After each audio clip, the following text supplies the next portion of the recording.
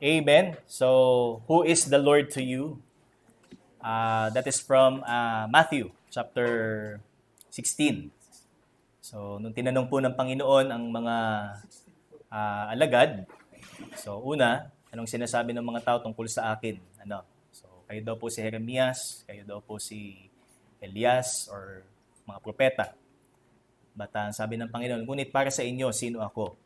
So, sumagot po si Pedro. Ano sabi ni Apostle Peter? You are the Christ, the Son of the living God. So, ikaw ang Kristo, ang anak ng Diyos na buhay. At ang sabi ng Panginoon, mapalad ka, Simeon Barjona, sapagkat hindi, kumbaga, ang sinabi niya is, ito'y inihayag sa iyo ng Ama na nasa langit. So, hindi ito worldly. This is not of this world. Para maunawaan mo yung sinasabi, your confession, that I am, sabi ng Panginoon, the Christ, ako ang Kristo. Kaya pagka binasa po natin sa Bible yung the Christ, so yan po ay isang stumbling block sa mga Hudyo.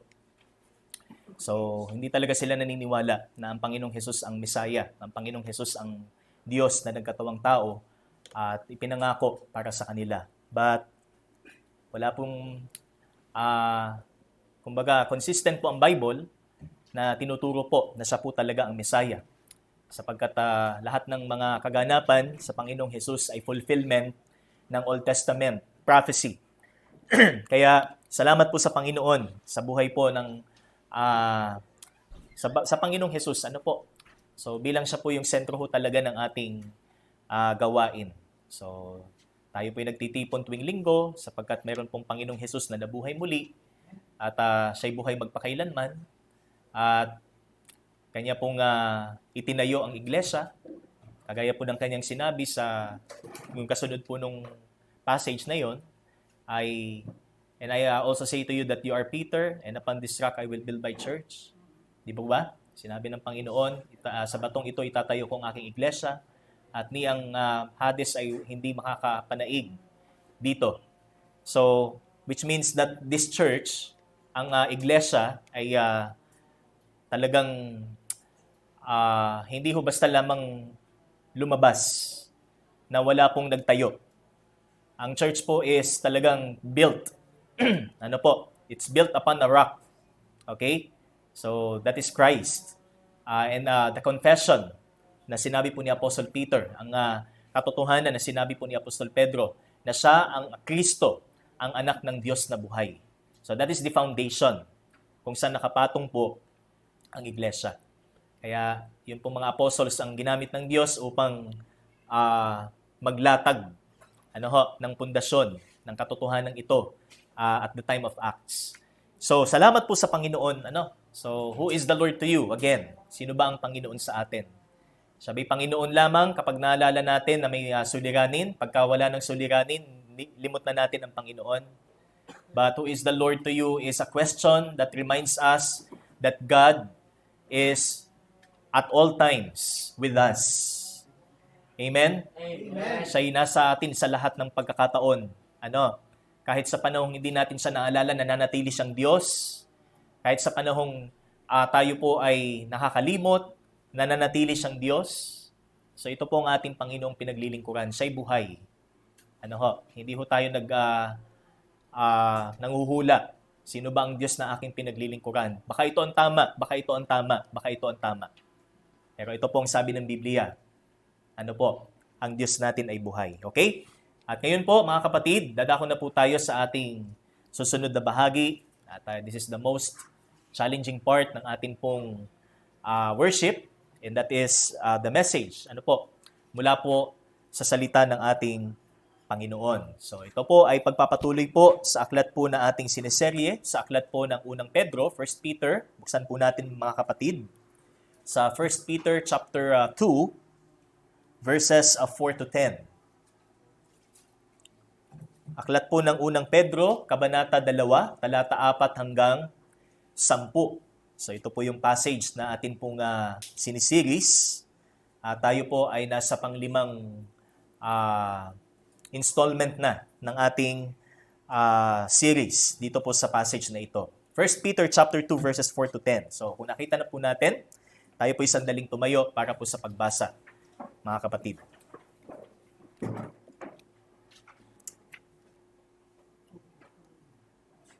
Okay? Sayin ko po. As you come to Him, a living stone rejected by men but in the sight of God, chosen and precious.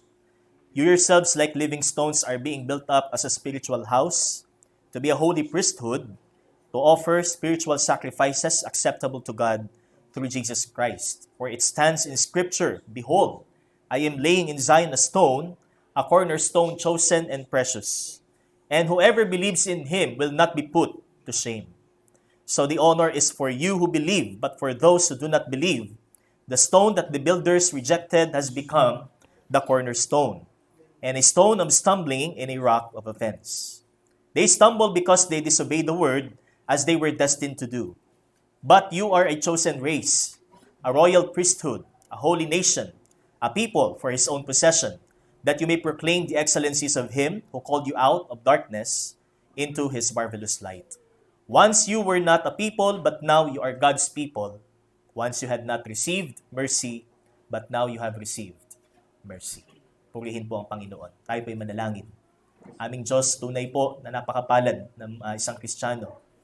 Tunay po na napaka-privilege, Panginoon, ng isang Kristiyano kung patuloy po namin titingnan sa inyo pong salita. Ang lahat na taglay po namin, ang lahat ng mga pribilehiyong meron po kami. Kaya salamat po, Panginoon, at sa amin pong muling pagbabalik tanaw sa katotohanan kung gaano po kapalad ng isang Kristiyano.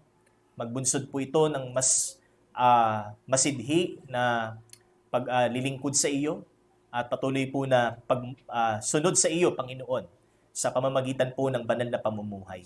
At ang tagapagsalita na inyo pong gagamitin ay patuloy niyo pong hawakan, Panginoon, at ang motibo, ang puso ng inyo pong tagapagsalita ay inyo pong itama at itago po sa likod ng inyo pong kabanalan. Ikaw po ang maitaas sa lahat ng ito. Bawat salita, bawat kataga, bawat katotohanang magiginig, Panginoon, ay sa iyo po lamang magmula. At para po sa mga tagapakinig, ikaw din pong magkaloob, Panginoon, ng karunungan, kaliwanagan sa tulong po ng Santong Espiritu. Salamat po muli, purihin ka sa pangalan po ng iyong anak na si Jesus. Amen at amen. Makakaupo na po tayong lahat, mga kapatid. At ngayon po ay muli po nating makikita ang katotohanan sa buhay po ng isang Kristiyano kung gaano po siya kapalad. So, as our theme says, the spiritual privileges of God's people. So, bilang mga iniligtas. So, again, sinasabi po dito that God's people are, hindi po ito lahat ng tao. So, it doesn't mean that lahat ng taong nilikha ng Diyos ay tao ng Diyos, people of God. Because right after po nang pumasok ang kasalanan, ay nagkaroon po ng pagkahiwalay sa tao. Ano po? So, nagkaroon po ng separation ang tao sa Panginoon. Na dahil po dito, ang tao po ay napahamak. So, siya po ay stood condemned sa harapan ng Panginoon hanggang sa kanyang kamatayan. And makikita din po natin that sa kabila po nito, ang Diyos po ang gumawa para po sa kaligtasan. So, bagamat ang taong unang sumuway, ang tao pong unang lumayo, ang Diyos po ang unang bumaba para abutin ang tao. At ito po ay sa pamamagitan ng ating Panginoon. Kaya gaano kapalad, gaano ka-privilege po ang isang Kristiyano kapag inalala niya ang kaligtasan. Una sa lahat, sinabi po dito sa verse 4, as you come to Him. Okay? As you come to Him. So, may pribilehiyo tayong makalapit sa ating Panginoon sapagkat ino-offer niya sa atin ang kanyang anak. Diba? Ino-offer niya sa atin ang kanyang kaloob, which is ang Panginoong Jesus, na ito po ang demonstration ng kanyang pag-ibig. Ito po ang expression ng kanyang goodness. Amen? Amen. Ano po? Kaya this day, every Sunday, we commemorate, we remember the goodness of God, ang kabutihan ng Panginoon, especially sa kaligtasan. So the first and foremost thing na ipinakita ng Diyos ang kanyang kabutihan sa atin is yung kanyang kaligtasan sa atin. Yung pagliligtas niya sa atin from the pit of destruction, from the pit of hell. So nandun po na ipinaabot sa atin Panginoon. Kaya tunay na napakapalad ng isang Kristiyano. So the first point na makikita po natin is the privilege of union with Christ. So that's why as you come to Him, that is the beginning. So hindi po pwedeng magkaroon po tayo ng pagkakilala sa Panginoon outside His special revelation. So hindi po natin pwedeng makilala ang Diyos labas po sa Kanyang tinatawag na natatanging kapahayagan. That is the Bible, the Word of God. Kaya lagi po nating sinasabi sa Bible study na this is the premise. Okay? Ito yung ground ng ating pong pag-uusap, ng ating discussion. Nagmumula lamang sa kapahayagang ito. Hindi po ito filosofiya ng sanlibutan o ng sinumang tao. Hindi po ito galing sa sinumang philosopher. Hindi po ito galing sa kaisipan ng isang pantas. Ito po ay nagmumula sa infinite wisdom ng Diyos. That's why we are confident, we are bold to speak the Word of God because it comes from the infinite mind of God. Sa Diyos na walang limitasyon. Sa Diyos na hindi kayang arukin ng ating kaisipan. Kaya makikita ho natin that this is a privilege to us na magkaroon po tayo ng pakikiisa sa Panginoon. So doon sa text natin pong binasa, verse 4, as you come to Him, so this is Christ, ang Panginoon, a living stone rejected by men. So, isang buhay na bato na nireject ng kanyang lahi. So, kasi si Peter ho ay Hudyo. Kaya ang connotation ho dito is may pagka-Hudyo. Yung pong background nung pong sulat ni Apostol Pedro. So, ang sabi dito is a living stone rejected by men. Okay? But in the sight of God, He is the chosen one and the precious one. So, very special po ang ating Panginoong Jesus, even sa mata ng mga Hudyo. Okay? Because siya ang pinili ng Diyos. At walang ibang pinili ang Diyos para sa kanila. So, ito pong idea na makikita po natin sa talata. And you yourselves, because you are now in Christ, kaya sabi dito, you yourselves, like living stones, just like Christ, as the living stone, so ano pong sabi dito, are being built up as a spiritual house. So, the fact na tayo po ay naligtas sa biyaya, pananampalataya kay Kristo, ipinapakita po dito sa talata na tayo po ay isang bato na siyang bahagi ng kanyang tahanang espiritual. So, we call this spiritual house as the church. Ito po yung tinatawag nating iglesia. So, ang iglesia ay hindi gusali. Hindi ho siya gawa sa semento. Hindi ho siya gawa sa bakal. Hindi ho siya gawa sa palapa. Okay? Ito'y mga tao. Yung each, sabi dito, bawat bato siyang bumubuo dito sa tinatawag nating spiritual house. And this spiritual house is the church. Kaya ang church ho is hindi po itong gusali na kung saan tayo po yung nagtitipon. Na sinasabi ng relihiyon ay mas maganda yung amin kasi gawa sa hindi substandard. Tumagal ng ilang daang taon.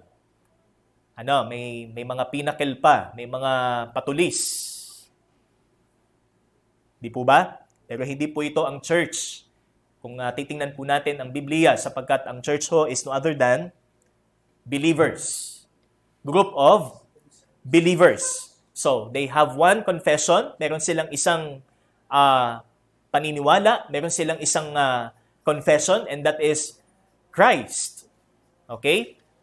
Bilang tagapagligtas. Si Kristo bilang tagapagligtas. So, verse 5, you yourselves like living stones are being built up as a spiritual house to be a holy priesthood. So, ang isa pang term na kung saan ay ipinapaliwanag po sa atin dito is yung pari o yung pagiging saserdote ng mga mananampalataya. So, wala nang pagkasaserdote na may tuturing nating mabisa o may kabuluhan. Ito man ay nung ginagawa po in the Old Testament or even yung mga tinatawag nating saserdote o pari ngayon, lahat ng kanilang mga seremonyang ginagawa ay maituturing na pong void. Wala na siyang bisa because meron nang namatay at naging alay para sa katubusan ng tao. Meron nang naging sacrifice para sa ating kaligtasan. At yan ay naganap once and for all. Okay? Kung kaya't ang resulta ho, sabi dito, ang naging resulta is tayo naman ang naging saserdote. Pero ang pagiging alay o pagiging Kristo natin is not like in the Old Testament. Because ang priesthood ho natin is presenting ourselves before God as a living sacrifice. Bilang isang buhay na alay. Hindi sa isang patay na alay. Kasi sa Old Testament, pinapatay. Di ba? In the New Testament, ang pag-aalay na ginagawa natin is hindi patay, kundi buhay. Sapagkat tayo binuhay ng Diyos mula sa pagiging patay. Okay? And to offer spiritual sacrifices. So the nature of sacrifice na ating iniaalay sa Diyos, hindi lang yung kakayanan nating magbigay, tinatawag nating donation, kung tayo ay mayaman, may kakayanan tayong magbigay ng milyones, okay? Hindi po ito ang sakripisyo na sinasabi po ditong spiritual na sakripisyo. Ang tinatawag po ditong spiritual sacrifice, so ito po ay mga kapatid, recap sa atin pong last Sunday. So ito po yung tinatawag nating sacrifice of praise and thanksgiving. Ito yung pag-aalay natin ng papuri at pasasalamat in return sa ginawa po ng Panginoon sa atin. Dahil sa sakripisyo niya na ginawa para sa atin, in return, nagbabalik tayo ng pag-aalay ng papuri at pasasalamat. So this is the spiritual sacrifice na sinasabi po dito na ino-offer po natin bilang isang pari. Okay? So yun po yung makikita po natin. Kaya first, it is spiritual. Kagaya po ng sinabi dito sa talata, spiritual sacrifices. Ikalawa, it is God-honoring because it says acceptable to God. Ito yung naging katanggap-tanggap sa Diyos. So, may time ba nung tayo nasa relihiyon pa na nag-offer tayo sa Panginoon and nagkaroon ba tayo ng confirmation na ito ba ay naging katanggap-tanggap sa Diyos? May naalala ba tayo na tayo nasa relihiyon pa? Nung tayo nag-alay, nagbigay, everything, gumawa tayo ng mabuti, and we thought na ito'y mabuti sa Panginoon, katanggap-tanggap sa Panginoon. Nagkaroon ba ng affirmation sa atin na ito ba ito talagang katanggap-tanggap sa Panginoon? Because right after na gumawa tayo ng mabuti, bumabalik ulit tayo sa pagiging makasalanan. Hindi naman nawala ang pagiging makasalanan natin habang tayo gumagawa ng mabuti. So, paano naging katanggap-tanggap sa Diyos ang pag-aalay na ito? Kaya sabi po dito, acceptable through Jesus Christ. Acceptable to God through Jesus Christ. That's why this sacrifice honors God. So, as far as ito ay ginagawa natin, consistent with our knowledge of God, of who He is, sa Kanyang will, sa Kanyang kalooban, we know that ang kalooban ng Diyos is hindi po ginagawa natin ito ayon sa sarili nating paraan. Lumaten tayo sa church para maligtas. Nagbabasa tayo ng Bible para maligtas. Gumagawa tayo ng mabuti para maligtas. So that is not the will of God. But being inconsistent doon sa kalooban ng Diyos, ginagawa natin ang lahat ng ito because kinikilala natin ang Kanyang kabutihan. Kinikilala natin ang Kanyang biyaya, which is yung kaligtasan. And we always testify that we are saved by the grace of God. Okay? So that is consistent with His person, will, and kingdom plan. Kapag ang pag-aalay natin na ginagawa, pagpupuri at pasasalamat, pagsamba, pananalangin, consistent ho sa ating pagkakilala sa Kanya, then ito ho ay acceptable o katanggap-tanggap sa Kanya. And number 3, it is Christ-centered. It is Christ-centered through Jesus Christ being the one na meron lamang, sabi dito, siya lang ang merong access sa Ama. Siya lamang. Ano sabi ng Panginoon, John 14:6? No one can come to the Father unless, or except, sabi niya, through me. No one can come to the Father, walang sino mang pwedeng makalapit sa Ama kundi sa pamamagitan ko, sapagkat ako lamang ang daan, ako lamang ang katotohanan, at ako lamang ang buhay.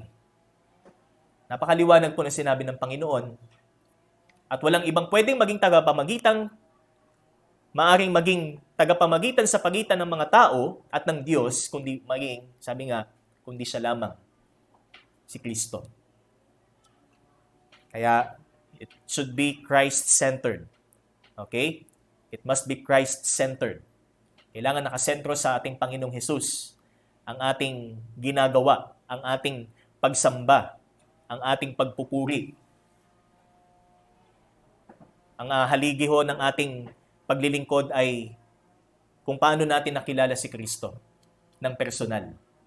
Hindi lang tayo member ng church, hindi lang tayo baptized believer, okay? Hindi lang tayo sumasama lang tayo sa kaibigan natin. Pagka sumama tayo sa kaibigan natin, member ng ganitong church, ligtas ka na din dahil sabi ng kaibigan mo, ito ang totoong church. Ito ang totoong relihiyon. Ito ang totoong sa Diyos. So hindi, mga kapatid, maliwanag. Kaya bilang tayo po ay isang Kristiyano, maliwanag na ba sa atin ang pribilehiyong ito? Maliwanag na ba sa atin na nung tayo'y napapunta sa Panginoon, kung ano yung hirap ng Old Testament, kung ano yung mga barriers in the Old Testament, nawala na lahat. Kaya anytime pwede na tayong lumapit sa Panginoon. Anytime pwede na tayong manalangin sa Panginoon. Anytime pwede na tayong mag-alay sa Panginoon. Di po ba? Samantalang in the Old Testament, kung titingnan po natin, very in detail. Kailangan ganito, kailangan ganyan. Pag hindi ka karapat-dapat pumasok dito, patay ka agad. Napakahirap. But ngayon, biyaya po ng Panginoon, makikita ho natin. We have an access to God. Amen? So, our union with Christ is indeed a spiritual privilege that a Christian must be thankful for. It begins with salvation. So, nagsimula sa kaligtasan, hindi para sa kaligtasan. Ang pakikipag-isa kay Kristo ay hindi para sa kaligtasan. Ang pakikipag-isa kay Kristo ay kaligtasan. Nagsimula sa kaligtasan.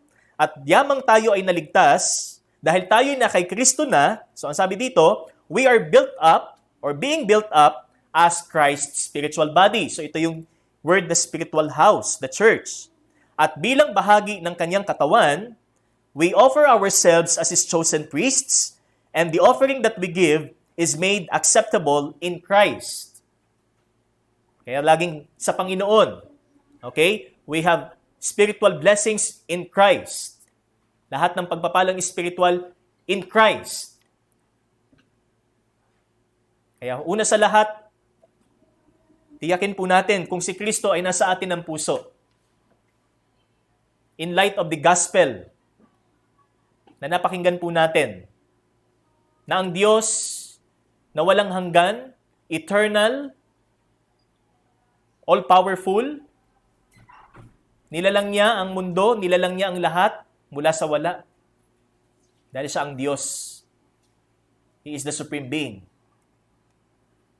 At kasama niya nilikha ang tao.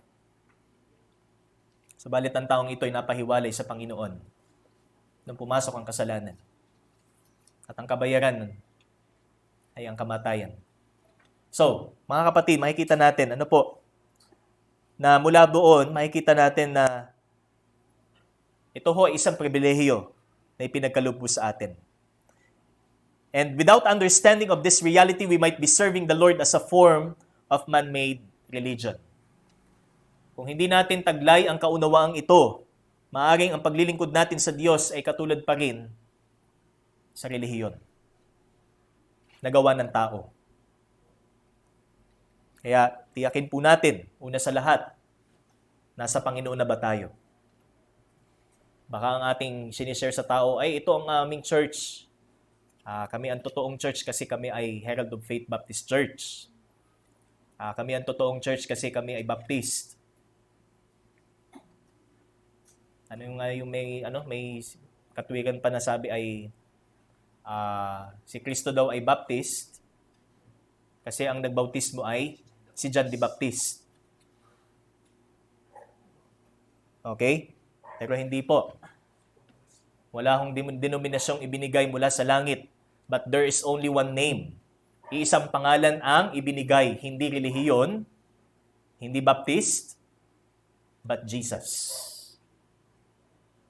Ito po ang ibinigay para sa kaligtasan ng tao. We are confident to say that our salvation is sure because we have Christ. Amen? Amen. Ang punot dulo ng lahat ng ito ay ang Panginoong Hesus. Kung natitiyak na natin sa ating puso na si Kristo ay nasa atin na, we have the confidence to say, I am saved by grace of God. I am saved by the blood of Christ, through the blood of Christ. Naligtas ako sa dugo ng Panginoon. Naligtas ako sa biyaya ng Panginoon. Di po ba? That's why this is a privilege, and not only that, it secures our standing as a Christian. Not only that we are now united in Christ, but number 2, as our next point, sabi dito, is the privilege of protection or security with Christ. Not only that we are united in Christ, but we also have the privilege of security in Christ. Si Kristo ang ating katiyakan bilang kapahayagan ng kabutihan ng Diyos sa atin. Hindi lang ang mukha ng kabutihan ng Diyos is only a material blessing. Pag pinagpapala ang ating kayamanan or ang ating hanapbuhay, pag pinagpapala ang ating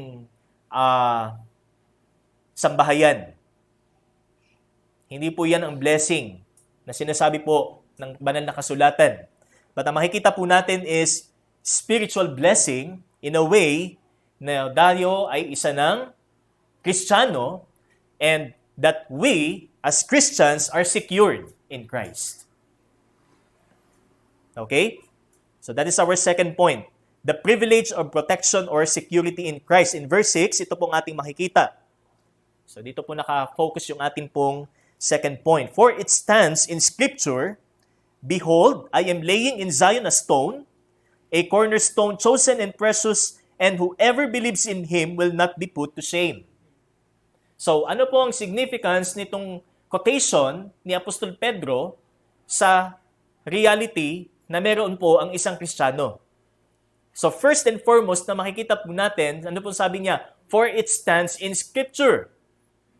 Okay? That the formation of the church is even prophesied from the Old Testament. Bagamat hindi ito alam. Okay? This is what we call a mystery. A hidden truth para po sa mga nabubuhay in the Old Testament. Ephesians 3, kung maaalala po natin yung ating nakaraang aklat na siniris. Ano po? So this is a mystery. But nasa plano na po ng Diyos from the Old Testament na meron pong iglesia. Okay? For it stands in Scripture. So here, pag binanggit po yung Scripture, ang tinutukoy po dito is the Old Testament. Kasi ito po ay nangyayari pa lang. Ano ho? Nung sinulat po ni Apostol Pedro. For it stands in Scripture. That's why this is from the Old Testament. Yung pong quotation in verse 6 actually is from Isaiah 28:16. So para po bilang proof, ano po? Kung balikan po natin Isaiah 28:16, ito po ang ating mababasa. It was prophesied that the Messiah would be the cornerstone of God's spiritual house, which is made up of believers. So, yan po yung makikita natin mga kapatid na what makes it so special sa church na ito is centuries ago, hundreds of years before bumaba ang Panginoon at magkaroon ng church, nasa plano na ng Diyos na ang Messiah ang magiging panulukang bato ng iglesia. Kasi sa old, kung titingnan po natin, meron silang tinatawag na temple o templo. In 1 Kings chapter 6, si Haring Solomon, so nagpatayo ho siya ng templo na mas matibay, mas permanente as compared po doon sa tabernakulo na kung saan ay instructed ng Panginoon na mag-pitch sila. So habang sila po ay nasa ilang, nagta-travel po sila. Pero in 1 Kings chapter 6, mababasa po natin doon na si Solomon po ang itinalaga po ng Diyos para magtayo ng templo. In-offer po ni Solomon ang templong ito sa Panginoon, pero ipinaunawa din po ng Panginoon sa kanya na hindi ho ibig sabihin may templo ay doon lang ho naka-confine ang kanyang presensya. Na doon lang nananahan ang Diyos.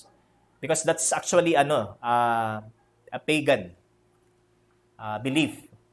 So yung mga templo daw nila is nandun daw ang presence ng kanilang gods. Okay? So that's a pagan belief. Kaya ang sabi ng Panginoon is heaven is my footstool. Di ba? Okay? Or ang mundong ito ang aking tungtungan at ang langit ang aking trono. Di po ba? Okay.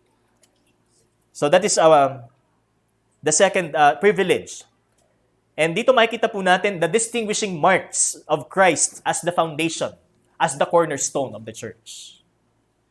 So ano po yung mga natatanging katangian o ano po ang mga katangian? Actually, hindi natatanging katangian.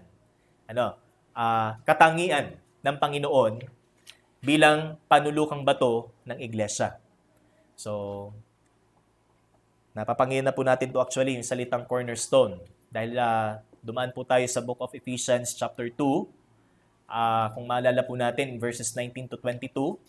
So, sinabi po doon ay, kung maalala po natin, tingnan nga po natin mga kapatid.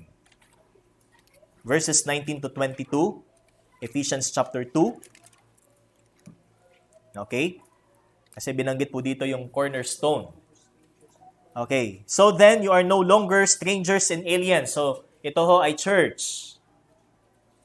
But you are fellow citizens with the saints and members of the household of God, built on the foundation of the apostles and prophets, Christ Jesus himself being the cornerstone, in whom the whole structure, being joined together, grows into a holy temple in the Lord, and in him you also are being built together into a dwelling place for God by the Spirit. So the holy temple here is the church, which is the spiritual house. Kaya sabi din po dun sa 1 Corinthians chapter 6 is, kayo ang templo ng Diyos. Hindi na po ang templo is yung templo ni Haring Solomon o kung ano-ano mang mga templong nakatayo ngayon. But the present temple ngayon is no other than tayo. Okay? Bilang tayo po ang church. So, yun po yung implikasyon. Pag sinabing tayo ang templo ng Diyos, tayo ang church. Okay? So, the first distinguishing mark here is that He is the chosen cornerstone. He is the chosen cornerstone. So, panulukang bato. So, pag tayo po yung nagpapatayo ng isang building, ano po yung pinakamatibay na bahagi? What is yung pinakamatibay? Of course, the foundation.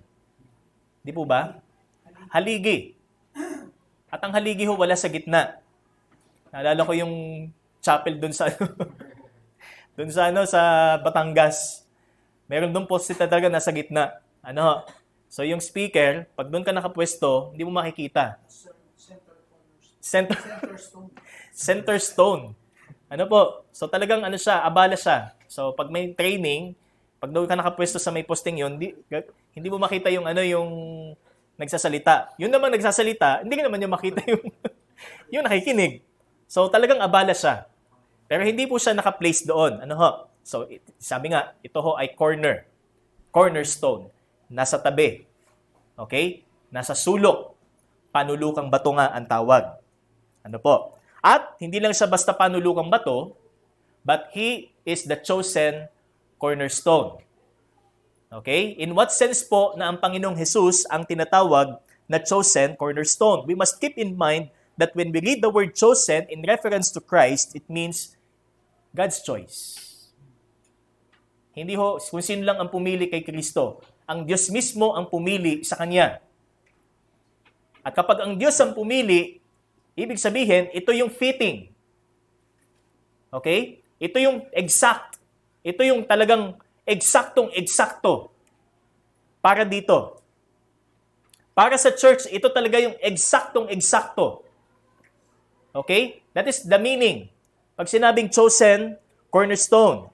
He is the only one fitting to be the cornerstone. And this is also foundational because it is a prophecy from the Old Testament. Ano po sabi? Behold, I am laying in Zion. Okay? Basahin po natin muli. Behold, masdan nyo, I am laying in Zion a stone, a cornerstone, chosen. Okay? Pansinin niyo po yung statement, ha? Mga kapatid. I am laying. So, sino yung nag-lay ng foundation o ng stone? Ang Diyos. And saan ho niya nilay? Zion. So, saan po yung Zion? Israel. Actually. So, kasi figure po ng Israel. Ano po ang tinutukoy po dito pag sinabing Zion? Okay? I am laying in Zion a stone, isang bato. Na ang batong ito ay panulukang bato. Hindi lang siya isang ordinaryong bato. Okay? So, sabi dyan, a cornerstone chosen. Pili. Hindi lang basta siya nahukay lang kung saan. Kundi siya ay piling-pili. Talagang nakita niya na ito talaga ang fitting. Ito talaga ang pinaka-akma na maging panulukang bato. Okay? So, pag tayo po ay nagpapatayo ng bahay, mga kapatid, siyempre, ang ating priority is yung integridad ng ipapatayo nating structure. Ano? Yung integridad. So, hindi lang tayo aware doon sa sa finishing, doon sa exterior. Mas dapat, sabi nga, mas concern tayo, mas priority natin is yung structure. Yung tibay ng structure. Yung may mga engineers po dyan. Ano po? So, kasi, kapag hindi natin ayan pinakialaman, so, basta ka lang gumawa ng plano, itong itsura, pero hindi mo ibinigay yung detalye, anong bakal ang gagamitin, gaano kalaki yung bakal na magsisilbing pundasyon, without, sabi nga, calculating, na kung halimbawa magpapatayo ka ng gusali, kakayanin ba nito yung bigat ng buong structure? Kung halimbawa magpapatayo ka ng 3 palapag, ay 1 pulgada lang ba ang huhukayin mong pundasyon para sa pundasyon? Siyempre hindi. 1 kalahati. Of course not. So, mula po sa mindset ng Panginoon, mula sa kaisipan ng Diyos, ganun din. Sinik niya na ang church is not only maganda, not only marami, not only mayaman, okay? But the structure, the integrity of that church. Kaya sinabi po dito, ang Panginoong Jesus, ang panulukang batong fitting para dito. Okay? So, ayon po kay MacArthur, sa kanyang comment, sabi niya, sinulat po ito ni Apostol Pedro para po sa mga believing Jews at maaaring naalala po nila dito yung pagtatayo ng templo ni Haring Solomon na kung saan ang mga trabahador ay nag-prepare, naghanda sila ng mga bato na gagamitin. So, imagine natin kung gaano kalalaki yung mga bato na ginagamit. noong panahon po na yon. So, kalinsabay po niyan yung pyramid sa Egypt. Gaano kalaki yung bato na ginagamit nila. Hindi ho yan basta bato lang na nakikita natin sa Ilog Quiapo. Okay? Boulder, malalaki na hindi natin alam kung gaano siya kabigat, but pwedeng yan ay thousands of tons. Okay? Libong tonelada ang bigat. At isa-isa nilang hinihila yan. Hindi natin alam kung ano yung mga equipment na ginagamit nila before. So kung ngayon, sa panahon natin, meron tayong mga cranes. I don't know kung ano yung meron sila before. Paano nila na pagpatong-patong yon. Pero doon ho halaw yon. Yung idea na ang Panginoong Hesus ho is yung tinatawag po nating chosen cornerstone para sa church. So hindi lang basta sila kumuha ng bato kung saan-saan. Na hindi mo na tinignan yung quality nung batong ito. Ito ba ay mag-stand? Ito ba ay talagang matibay? Okay? So ito po yung idea. So, the workers prepared the stones in advance and brought them to the site. With the help of a careful blueprint of the temple, the craftsmen cut and shaped each stone to its perfect size and determined the exact place each was to fit. So, ibig sabihin, hindi lang basta yan patong ng patong. It takes time. Talagang pinipinisyo yan. Tapos talagang kailangan eksaktong-eksakto yung pagkakalugar, yung pagkakalagay ng bato. Okay? Hindi yan basta naisalampak lang hudi yan. So ganun po yung idea. And with only minor adjustments, those temple stones were set precisely together like parts of a huge puzzle. So, kagaya ng isang malaking puzzle. So, ganun din po yung pagtatayo na ginagawa nung unang panahon. Kaya, sa church, so spiritual sense, ito naman po ang sinabi ni Apostol Pedro. Likewise, Christ was the exact and precise cornerstone for the church to be built on. Kaya ang church ay tinayo sa panulukang bato. O itinayo na ang panulukang bato ay si Kristo. Okay? Hindi kung sinong tao ang sinasabing itong batong ito, ang church. So, di po ba sa Matthew 6:16, ano po sabi ng Panginoon kay Apostol Pedro? And I also say to you that you are Peter, and upon this rock I will build my church. So some people say that the rock na sinasabi doon is si Peter. At ang kinuha pa nilang reference is yung Greek word ng pangalang Peter, which means stone. Okay? Petros. Kasi yung rock ho is Petra. So magkamag-anak silang salita sa Griego. Petros and Petra. So the rock there is not Peter. Okay? But Petra refers to what Peter had confessed. Okay? Nang sabi niya, you are the Christ. Ikaw ang Kristo, ang anak ng Diyos na buhay. At ano sabi ng Panginoon? Upon this rock, upon that confession, I will build my church. Sino ang nagtayo? Si Kristo. Okay? And the confession is that Christ is the Son of the living God. Ang tunay na church, mula sa Panginoon, naniniwala na siya ang Kristo. Na siya ang Diyos na nagkatawang tao. Kaya kung may nagsasabing kami ang totoong iglesia, pero hindi pinaniniwalaang si Kristo ay Diyos, taliwas ho yan sa sinabi ng Panginoon sa Mateo, Kabanata 16. Dahil ang sabi ng Panginoon, dito ko itatayo ang aking iglesia. Okay? Sa katotohanan, ang Kristo ay walang iba kundi si Jesus. Ang anak ng Diyos na buhay. Yun po ang sinabi ng Panginoon. Okay? Kaya sabi dito, He is the exact and precise cornerstone.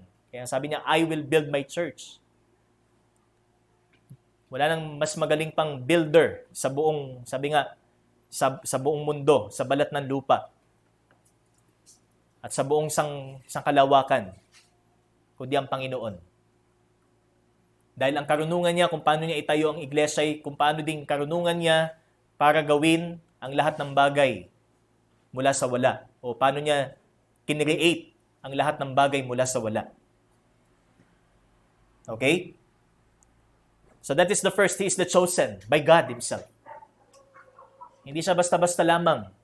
Kaya, imposible ho na ang Panginoong Hesus ay bumaba, nagkatawang tao, namatay sa krus ng Kalbaryo, at sasabihin nating hindi siya sufficient.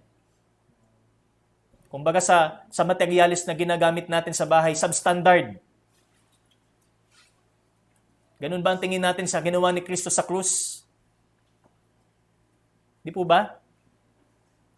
Thus we believe, nananampalataya tayo na ang ginawa ni Kristo sa krus ang tanging paraan para sa ating kaligtasan.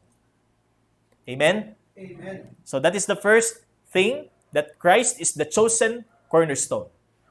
Okay? At ang Diyos mismo ang pumili, hindi taong pumili. Di ba? Next, He is the precious cornerstone. Hindi lang siya basta pinili para maging panulukang bato ng iglesia, sinasabi din po dito that precious, okay? A cornerstone, chosen, and precious. So pag sinabi po nating precious, it means unequaled in value. That is the word precious in the Greek. Unequaled in value. So, ibig sabihin, talagang wala tayong maitutumbas na halaga. Wala tayong maikukumpara. Walang katulad ang Panginoon bilang panulukang bato ng iglesia. Kahit yan hong gusaling yan ay tumagal ng 100 taon. Kahit ilang bagyo ang dumaan. Kahit ilang lindol po ang dumaan dyan. At nananatili siya nakatayo. It doesn't mean na precious. But the precious cornerstone is no other than Christ. Okay? It means unequaled in value. Why? Because He is God. Okay? Siya ay Diyos na walang hanggan. Costly. Irreplaceable.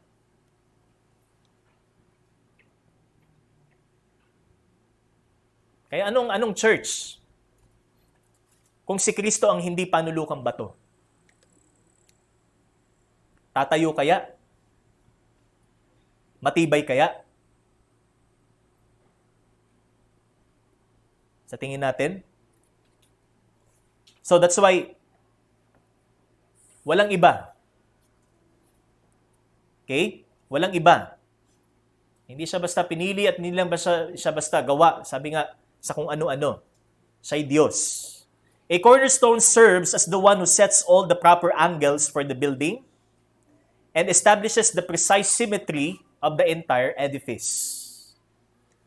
So, ang cornerstone o panulukang bato po, so dahil siya po yung nandoon sa pinaka-sulok, siya yung nagde-determine ng angle ng itatayong istruktura. Ano po?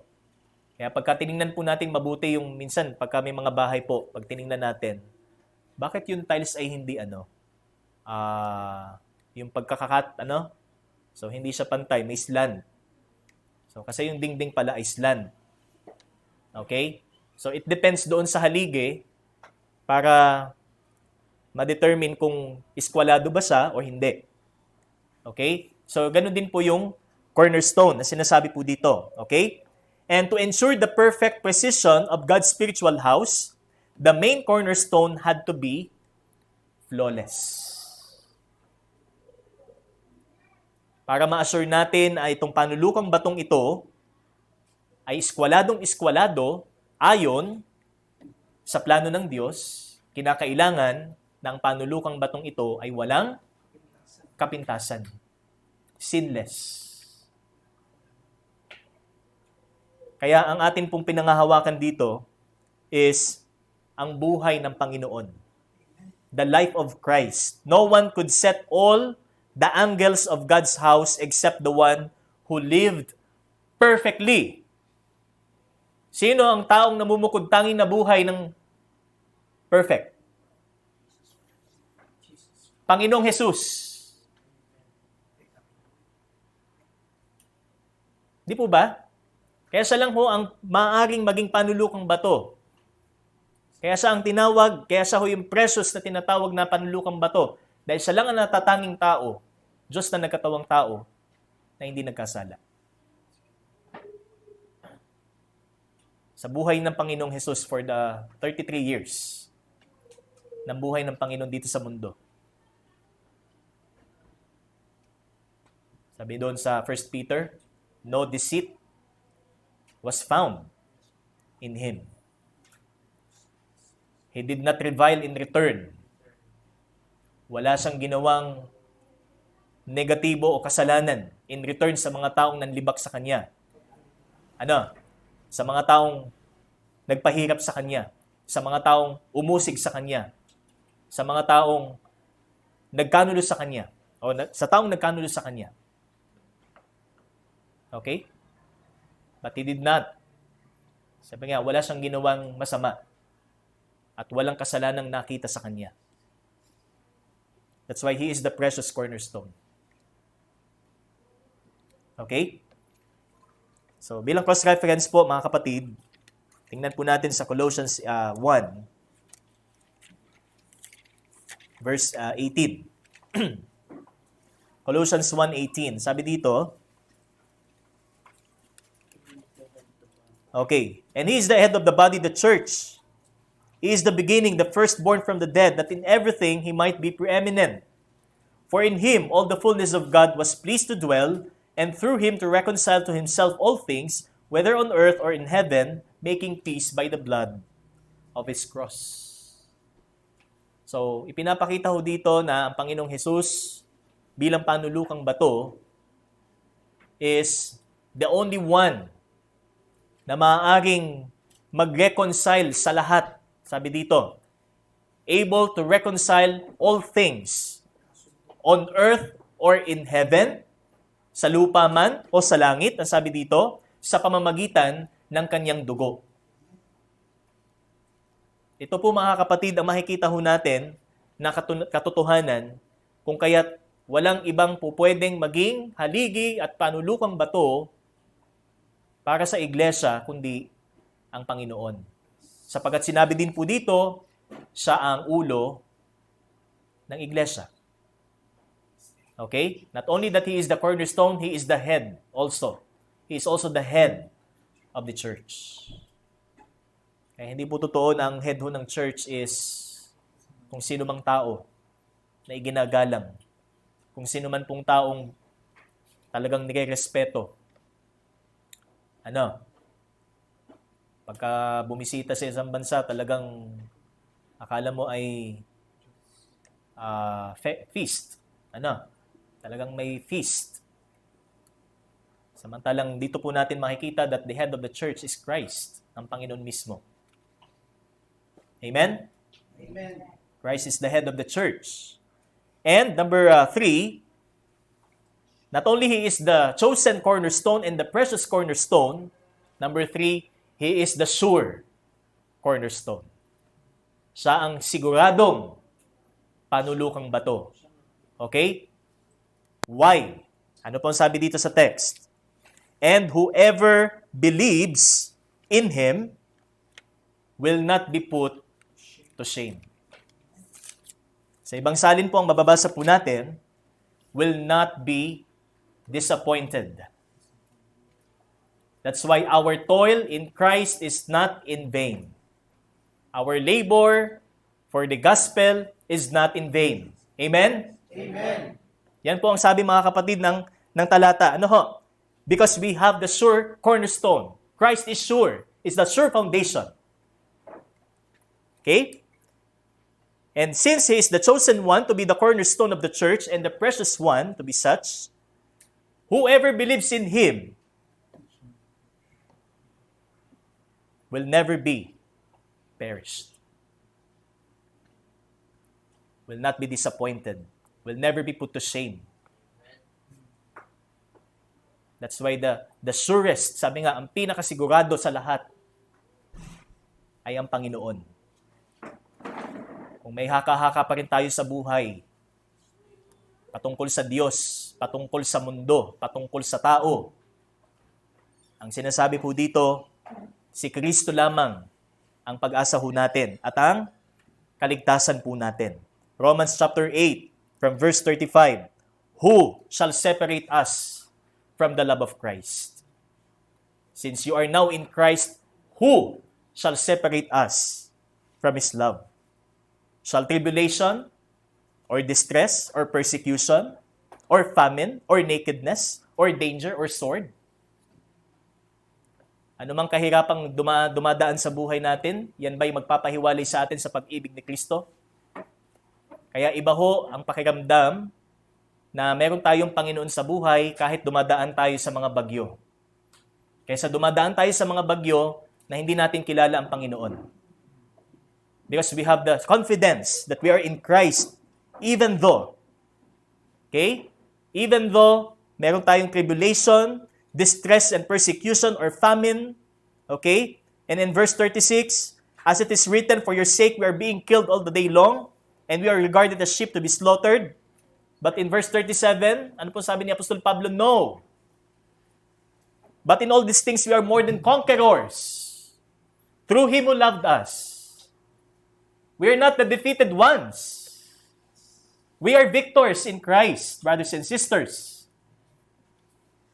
No one shall separate us from His love. No one. Okay? And for I am sure that neither death nor life, nor angels nor rulers, nor things present, nor things to come, nor powers, nor height, nor depth, nor anything else in all creation will be able to separate us from the love of God in Christ, Jesus our Lord. Kaya yung mga pinagdadaanan po natin, mga kapatid, kung inuusig man tayo sa ating pananampalataya, kung dumadaan tayo sa mga unos sa buhay, ipinapakita lamang nito kung gaano tayo ka-secured sa Panginoon. Ano po, hindi ho tayo basta nandito lang sa mundong ito, humihinga, kakain, magliliwaliw. Hindi yan ang purpose ng buhay natin.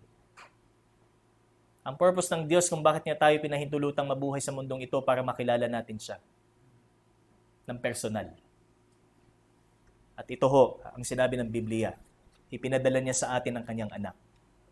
At kung tanggapin natin ang Panginoong Hesus, not only ang pribilehiyo nating taglay ay makaisa siya, isa pang pribilehiyo na meron tayo, anumang mangyari sa buhay, buhay man o kamatayan, kasaganaan man o kahirapan, gutom man o pagiging full, mananatili tayo sa Kanya. Di po ba mga kapatid? Napakapalad ng isang Kristiyano. Napakapalad ng isang Kristiyano. Kaya sinasabi po natin sa Bible study, alam niyo po, sa kabila ng bilyon-bilyon tao sa mundo, isa ho kayo sa nakapakinig ng mabuting balita. Mas mapalad kayo kaysa sa mga ibang tao. Kahit sila mga naka-decorbata, kahit sila mga naka-Mercedes-Benz.